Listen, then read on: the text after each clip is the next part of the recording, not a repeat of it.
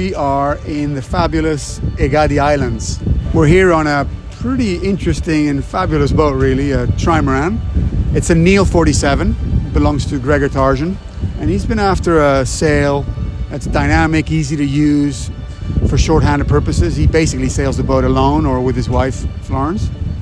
And they wanted something that was lightweight, had to be easily handleable by one person so you can take it in and out of the storage. And it had to be very user-friendly.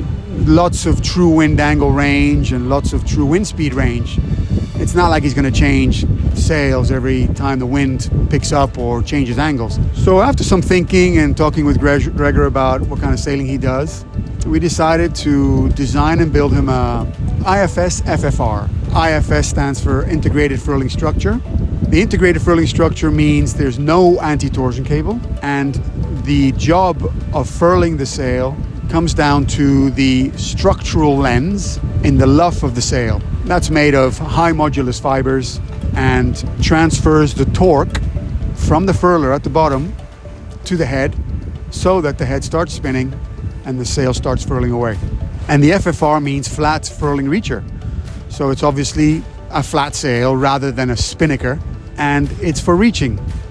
The true wind angle range of this sail is 60 true wind angle all the way through to 130. If you use it without the mainsail, you can get down to obviously true wind angle 180. So that's the range that we can get out of this sail.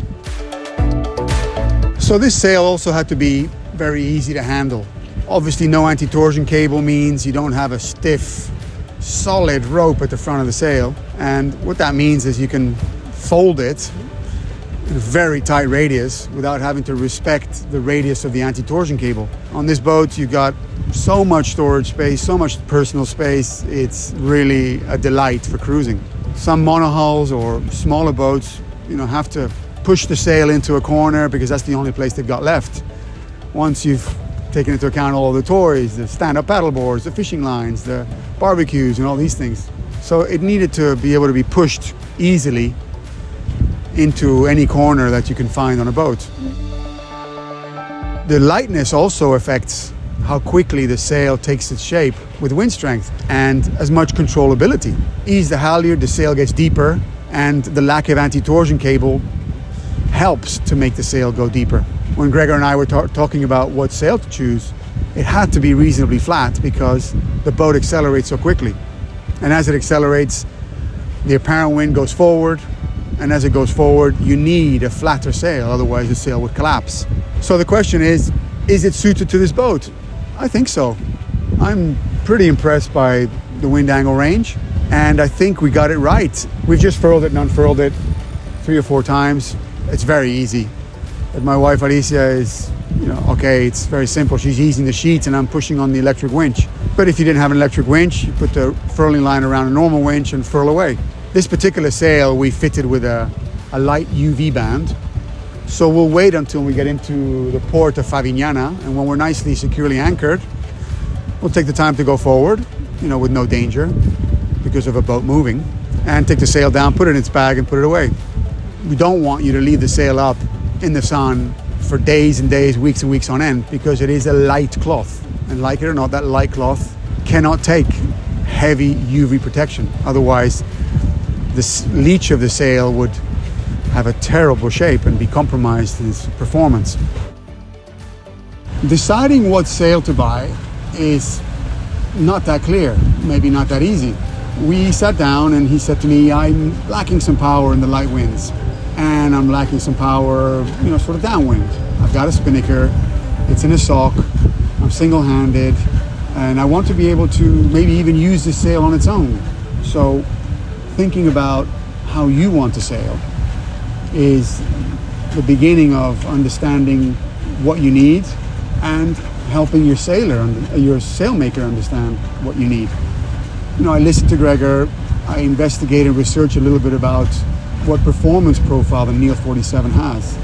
It's a multi-hull, so I know it's going to be accelerating quickly, and I know the apparent wind's going to be shooting forward. And I know that it's also a very stable platform, that it can take a lot of power.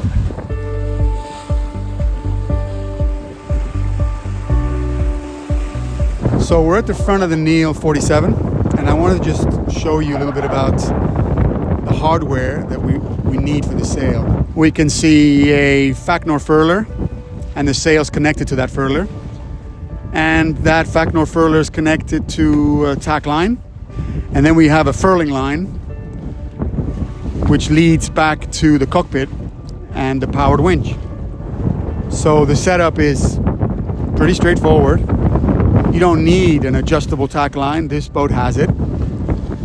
But you could have a pad eye, simple pad eye on the bowsprit and just connect the furler to the pad eye.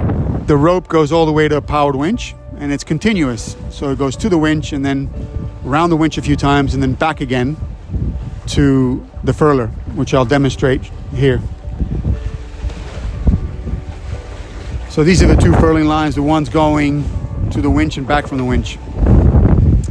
And this is removable, so once you're done with the sail, just take it off the winch, and it's simple enough to just store it away with the furler, the sail, and the bag. And we put the bag in any of the sail lockers, or even leave it attached on the trampoline. At the top of the rig, we've got a 2-to-1 halyard, which isn't really needed because this sail doesn't have an anti-torsion cable.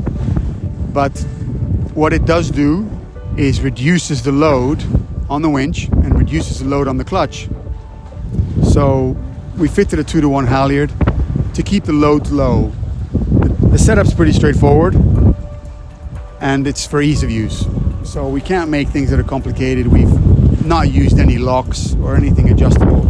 You basically connect it to the tack line, which is in a fixed point, hoist the halyard, secure the furling line and unfurl. That's all you got to do, 3 steps. This particular sail weighs 18 kilos.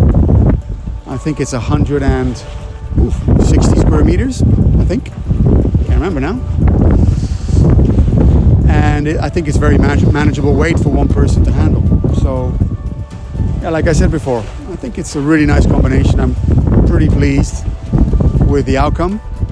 And it looks to be suitable for any multi-hull that performs and accelerates quickly.